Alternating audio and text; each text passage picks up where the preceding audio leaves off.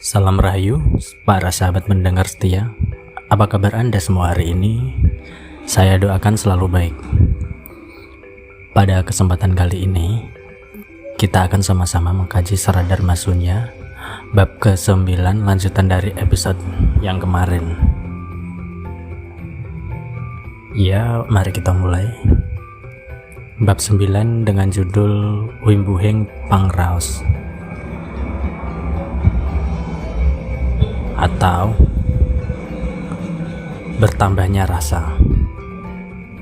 Melihat Wimbuhing Pangraos yang ada di dalam sang jabang bayi, menurut serat Pramayuga Jarang karangan Begawan Palasara dari Gunung Ratau sebagai berikut.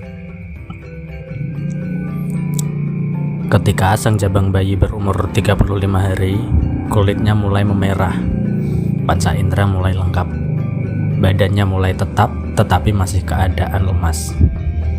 Di masa itu daya penguasa Panon belum pada siap keadaannya, jadi tingkah laku belum berpangku di keinginan. Hanya masih selakunya sendiri, itulah yang disebut jabang bayi. Setelah hilang merahnya, disebut bayi saja. Saat sang bayi berumur 75 hari, mulai bertambah semuanya. Sampai 275 hari itu disebut sajaman. Dalam bertingkah laku di Arcapada. Saat itu, tulang dan otot-otot perantara raga sudah bertambah kuat. Sudah mulai merasakan keinginan. Percarnya keinginan sudah mulai, tetapi belum terlalu wala. Di situ disebut bayi. Disebut wala atau bocah, maknanya masih bebas dari tingkah laku yang dulu, tapi memakai tingkah laku yang baru. Karena itu dalam Jawa sang bocah yang berumur segitu diselamati tedak situ atau upacara turun tanah pada bayi. Saat itu sariawannya bumi pada ikut mengikuti kehidupan sang bocah tadi. Karena itu para Brahmana yang apabila menyapi putra menuju waktu itu, karena dua perkara. Dahulu buah dan sari rasanya tumbuhan yang bakal dimakan. Watak yang begitu sebenarnya jauh dari penyakit. Yang kedua, jangan sampai kelamaan minum susu, karena makanannya air susu itu lebih gampang jadi nantinya. Setelah sang bocah berumur 495 hari, disebut rong jaman atau 2 jaman. Badannya semakin tumbuh kuat dan sudah merasakan keinginan. Pencarnya panca indera mulai banyak kegunaannya, serta kulitnya mulai tebal karena terkena dayanya bumi. Sang bocah kala itu sudah punya keinginan atau nafsu. Di sini adapun yang terlihat anyar atau baru ingin dipegang. Bila ada suara baru ingin bisa menirukan. Saat sang bocah berumur 27 bulan, disebut 3 jaman. Tulang dan otot juga raga bertambah kuatnya. Setelah sang bocah berumur 36 bulan, disebut 4 jaman. Semua sarana raga pada tumbuh kuatnya. Panca indera sudah banyak kegunaan. Di situ juga disebut Poncodriya atau panca indera, pertanda sang bocah kala itu bagus penglihatannya, sudah lancar ucapannya, serta merasakan keadaan yang berbeda-beda. Karena itu saat yang baik dimulainya pendidikan ilmu, dari situ juga baiknya angan-angan. Tapi sang bocah di waktu itu sedang meratu-ratunya. Perilaku pengajaran harus digudang, dimomong, dipuji-puji. Setelah sang bocah berumur 45 bulan, sudah disebut 5 jaman, masih diistilahkan kemeratu-ratu. Kuatnya perangkat di tubuh semakin kuat atau sentosa. Di umur 54 bulan atau disebut 6 jaman, bocah di umur segitu disebut setelah kemeratu-meratunya.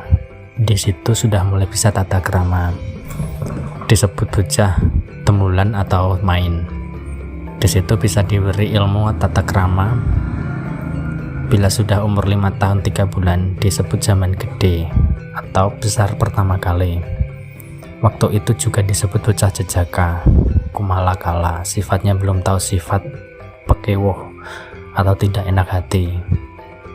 Bila perempuan disebut perawan kencur. Saat itu, tulang atau otot-otot sudah lebih kuat, dengan keinginan semakin banyak. Pekannya keinginan semakin bernafsu, dikarenakan sarinya hawa dari bumi semakin merata. Di situ sudah bisa diajari yang lebih luas. Di situ dalam rangka turunnya sifat angkara, karena bocah yang umur segitu sedang membawa banyak angkara. Bila tidak dicegah, di situ nanti pasti tumbuh kemurkaannya. Karena dialihkan dalam perilaku, harus ditambahkan pengajaran yang berguna. Begitulah dari keindahannya para bijaksana dalam mengurangi kodrat yang tidak baik.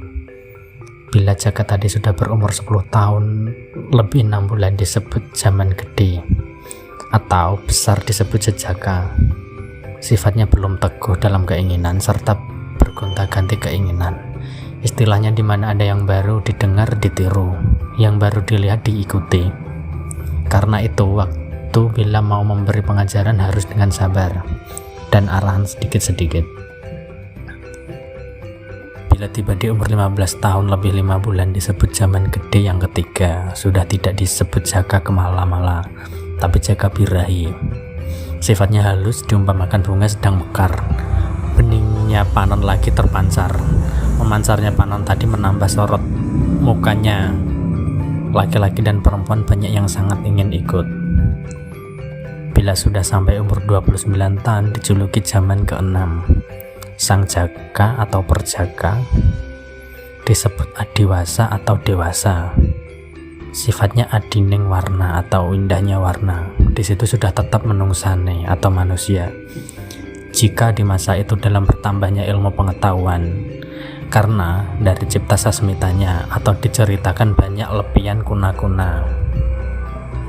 Untuk bab 9 kali ini cukup sekian, dan akan kita lanjut di bab 10 episode selanjutnya. Semoga kajian hari ini dan kemarin menambah sedikit wawasan kita semua. Mohon pamit, sampai jumpa di episode selanjutnya dan salam rahayu.